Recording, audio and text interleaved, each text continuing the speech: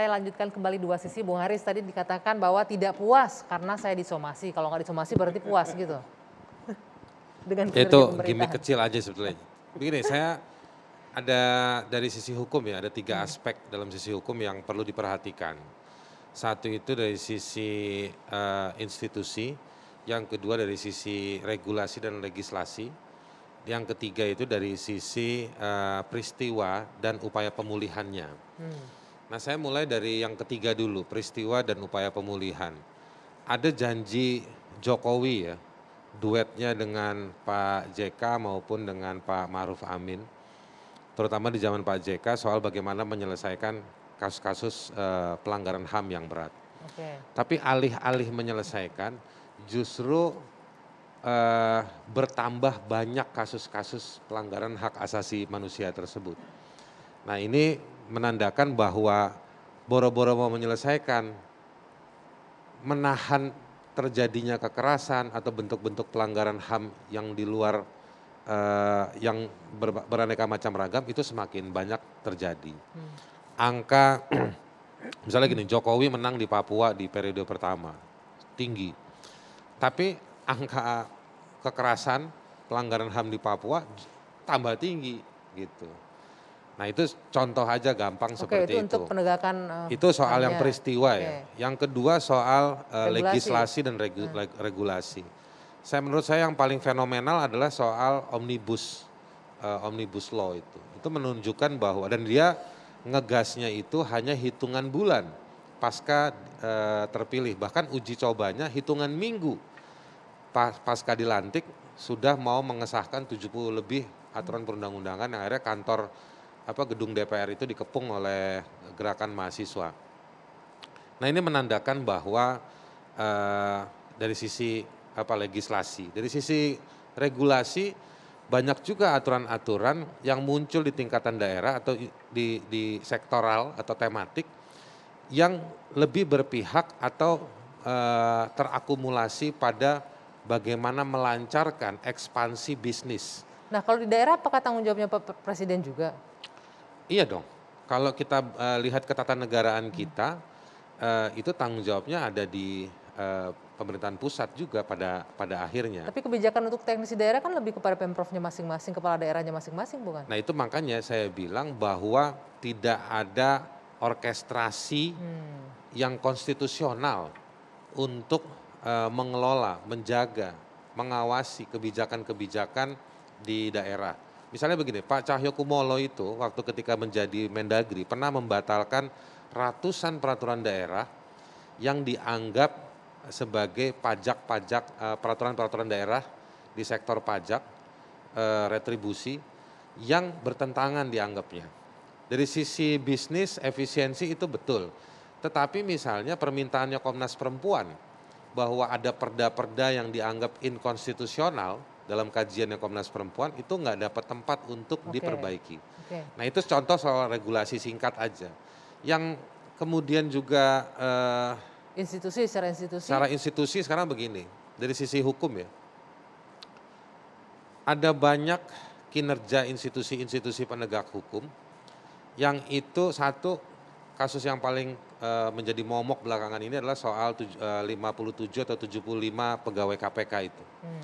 Itu menurut saya dari sisi legislasinya dan bagaimana interpretasi di dalam institusi tersebut itu jelas-jelas mengamputasi prestasi, mengamputasi kinerja, dan juga mengamputasi sebenarnya kerja efisiensi untuk mencegah korupsi. Nah, saya mau tambahkan lagi, di sektor-sektor yang lain, institusi-institusi penegak hukum itu lebih banyak dinikmati oleh para pihak yang berkonflik secara bisnis dibandingkan melayani masyarakat kecil. Misalnya laporan, saya tadi baru ketemu sama salah satu pengacara senior di LBH Jakarta, ketika ngobrol-ngobrol tadi di Polda Metro, karena polisi di Polda tadi infonya lagi sibuk urusan pinjol, terus saya tanya sama teman LBH Jakarta, bos kayaknya banyak deh orang lapor ke kantor lu urusan pinjol. Mereka bilang, iya kita udah laporin ke polisi tapi nggak ada follow up. Tapi giliran presiden yang pidato, semua langsung bergerak. baru kerja. Nah, Ada lagi misalnya kasus. Berarti bagus dong presidennya menggerakkan institusi Itu di bawahnya. artinya sistemnya nggak bekerja. Oh gitu. Kalau semuanya harus ngandelin presiden, orang suka bilang berarti presidennya nggak salah. Dari sisi itu presiden nggak salah.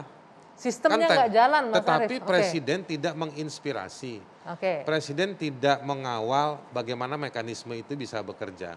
Nah contoh lagi misalnya begini ya. Nanti dulu, tahan dulu contohnya, tanggapi dulu itu orkestrasi kebijakannya nggak jalan. Kalau mengenai laporan-laporan yang katanya nggak jalan sih saya pikir itu kasuistis saja ya. Mungkin nggak dari 100 mungkin ada 2 atau 3 kan ya.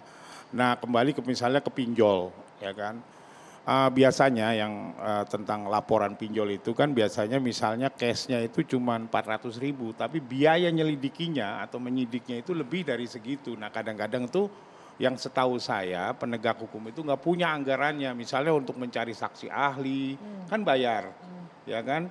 Nah jadi lumrah saja mungkin tidak semua pinjol itu atau mungkin Polda Metro Jaya juga sedang sibuk ya kan, bukan saya membela institusi kepolisian ya, kita harus ngerti juga tentang pelaporan itu kan. Kadang kan yang lapor tuh setumpuk kayak di KPK aja ya, laporan korupsi aja mungkin bertumpuk-tumpuk. Iya, saya tetapi tangkap yang itu poinnya dipilih yang lebih mana? karena permasalahan anggaran ya. Oke, sebentar saya ke Bung Noel dulu nih. Bung Noel, selaku Ketua Jokowi Mania nih, bagaimana menanggapinya bahwa sistemnya nggak jalan, ini juga orkestrasi kebijakannya juga nggak harmonis sampai ke daerah? Ya, apa yang disampaikan Mas Ali Sera, Mas Mardani dan Bung Haris? Azhar itu benar adanya, sebagian benar. Tapi sekali lagi, persoalan penegakan hukum tadi kan dikritik bahwa ada sistem yang tidak berjalan. Dan itu memang Presiden marah sekali terhadap hal ini. Presiden sangat marah. Kenapa setelah pidato baru mereka bergerak? Itu kayak seperti polisi India, pas sudah kejadian baru mereka datang.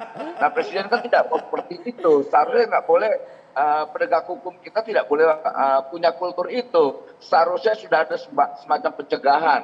Dan apa yang disampaikan Aris Azhar ini sebuah kritikan yang menurut saya bisa memacu lagi agar para penegak hukum ini tidak lagi bermental yang sifatnya koruptif itu sendiri. Saya sangat sepakat sekali apa yang disampaikan Aris Azhar lah ya. Karena kita lihat salah satu problem kelemahan di pemerintahan Jokowi adalah penegakan hukum itu sendiri. Tapi sekali lagi bahwa Jokowi orang yang tidak anti kritik dan bukan salah satu presiden pemimpin yang tidak mendukung penegakan hukum dan penegakan demokrasi itu sendiri. Jadi menurut saya apa yang disampaikan dua tokoh oposisi ini menurut saya ada bagusnya. Karena pemerintahan yang baik adalah pemerintahan harus dengan adanya kritik, tidak boleh tidak. Oke, bagaimana dengan... Sekali lagi begini, saya sampaikan bahwa tingkat kepuasan masyarakat itu terhadap pemerintahan Jokowi itu masih di atas 60%. Artinya menggambarkan bahwa rakyat masih mencintai Jokowi. Oke, sebelum kita masuk, Bung Noel, sebelum kita masuk ke angka tingkat kepuasan 68%, tadi disebutkan dua-duanya narasumber saya di sebelah kiri menyebutkan menyinggung soal pelemahan KPK. Mengenai 57 mantan pegawai KPK yang akhirnya sekarang dilepaskan begitu saja dengan segala prestasinya padahal.